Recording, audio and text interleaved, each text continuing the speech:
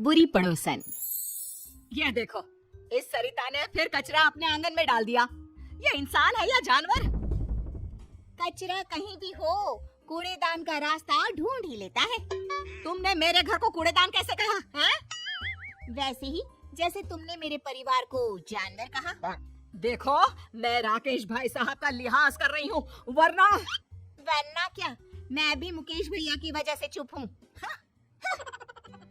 राकेश की पत्नी सरिता और मुकेश की पत्नी विनीता के बीच ये झगड़ा रोज की बात हो गई थी, लेकिन हमेशा ऐसा नहीं था।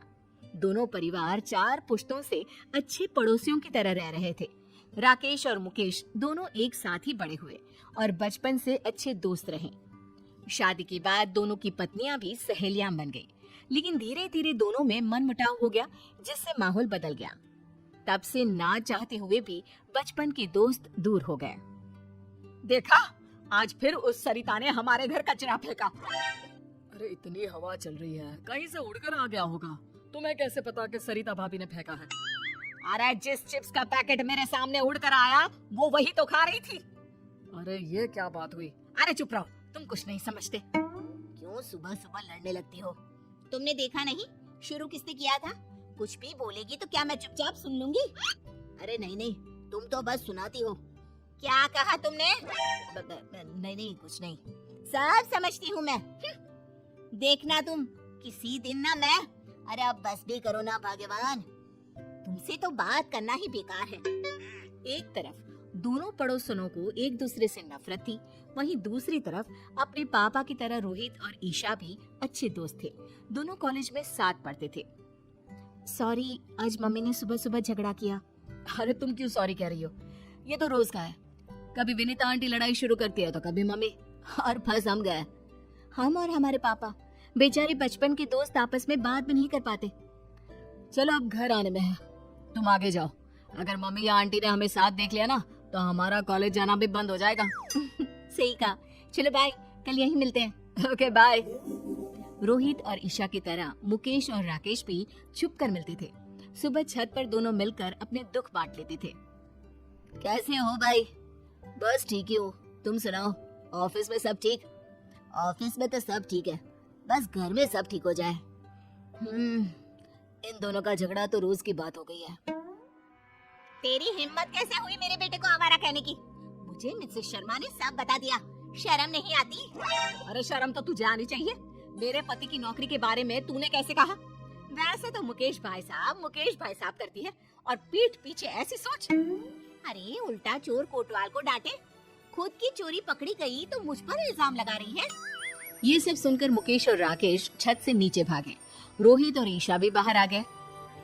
आज के बाद मेरी और मेरे घर वालों की बात भी की ना तो मुझसे बुरा कोई नहीं होगा। अरे तुझसे बुरा तो कोई है भी नहीं, और मुझे क्या पड़ी है तेरे घर वालों से? भाड़ में जाए मेरी बला से। दोनों गुस्से से आग बबूला होती अपने अपने घर चली जाती है और बचा हुआ गुस्सा घर वालों पर निकालने लगती है। तुम्हें क्या हो जाता है बार बार? अरे होगा तो अब कान खोल के सुन लो। आज के बाद अगर गलती से भी राकेश भाई साहब से बात करते दिखे ना तो तुम्हारी खैर नहीं। लेकिन माँ, अरे तू चुप कर, तुझे भी वो रोहित से बात करने की कोई जरूरत नहीं है। याद रखना, मुझसे बुरा कोई नहीं होगा। देख लिया तुमने अपनी भाभी के तेवर, आज से सारे रिश्ते खत्म।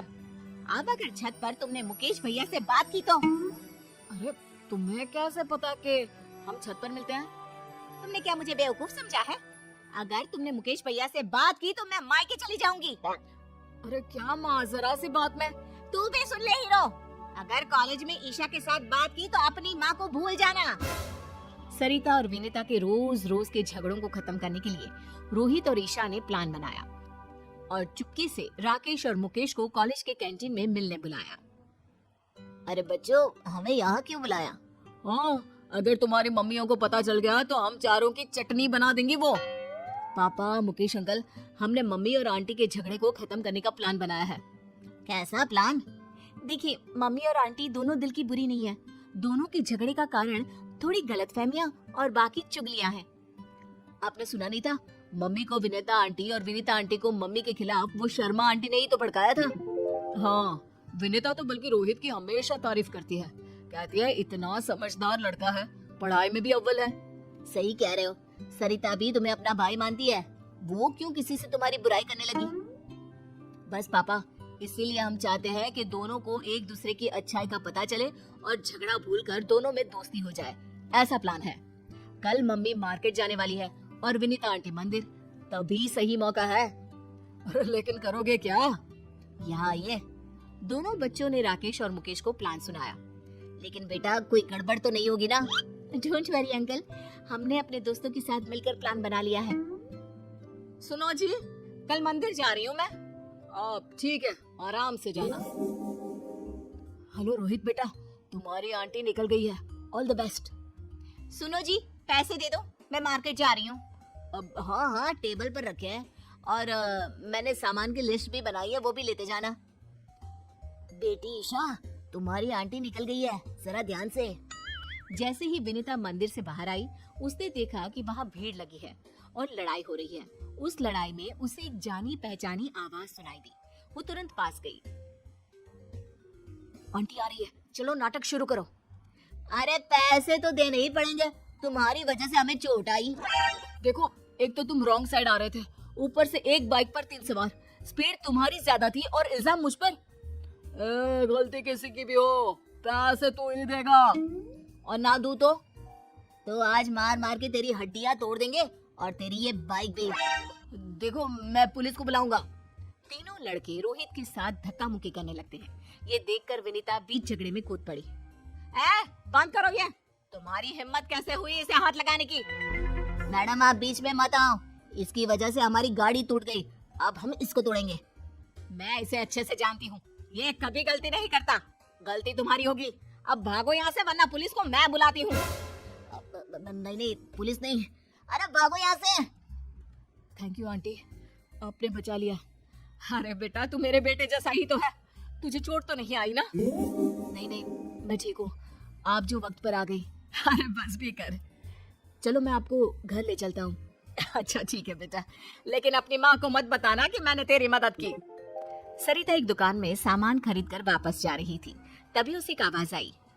छोड़ो मुझे, हाथ मत लगाओ। अरे ऐसे कैसे छोड़ दे? बचाओ, बचाओ। सरिता ने देखा कि ईशा को कुछ गुंडे छेड़ रहे हैं। आंटी ने देख लिया। हाँ, तो एक्टिंग शुरू करो। आज अकेली मिली है, अब बच के कहाँ जाएगी? ये सब देखकर सरिता ईशा को बचाने के लिए दौड़ी और अपनी चप्पल निकालकर उन्हें पीटने लगी। अरे कम बख्तो, रुको जरा, बताती हूँ तुमको। ये ले। अरे बाप रे, भागो यहाँ से। अरे रुको, अभी तुम्हारी अकल ठिकाने लगाती हूँ। भागते कहीं हो, रुको। जाने दीजिए आंटी, वो भाग गए। थैंक यू, आपने मुझे बचा लिया। अरे मेरी बच्ची, तुम ठीक तो हो? मैं ठीक हूँ आंटी, आप जो आ गई। वो तो भाग गए, वरना मेरी फूल सी बच्ची को छेड़ने वालों की तो टांगे तोड़ देती मैं। चलो आंटी, घर चलते हैं। बेटा तू अकेले कॉलेज मत आया जाया कर, रोहित के साथ ही रहा कर। जी आंटी जी। और अपनी माँ को मत बताना। सब कुछ प्लान के मुताबिक चल रहा था और प्लान के हिसाब से सरिता और ईशा, रोहित और विनीता एक साथ घर पहुँचे। राकेश और मुकेश भी बाहर ही खड़े थे। अरे रोहित, तुम इसके साथ? ईशा, तू इसके साथ कहाँ से आ गई? तब रोहित और ईशा ने अपनी अपनी मम्मियों को बताया कि कैसे आंटी ने उनकी मदद की। सारी बातें सुनकर दोनों की आंखों में आंसू आ गए। सरिता, थैंक यू, तुमने मेरी बेटी को बचा लिया।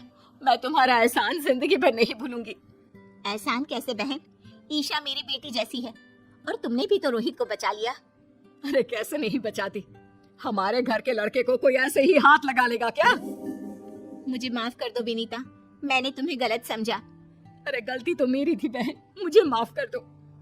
देखा सरिता, दिल की बुरी ना तुम हो ना विनीता, दोनों ने आज एक दूसरे के बच्चों की मदद की।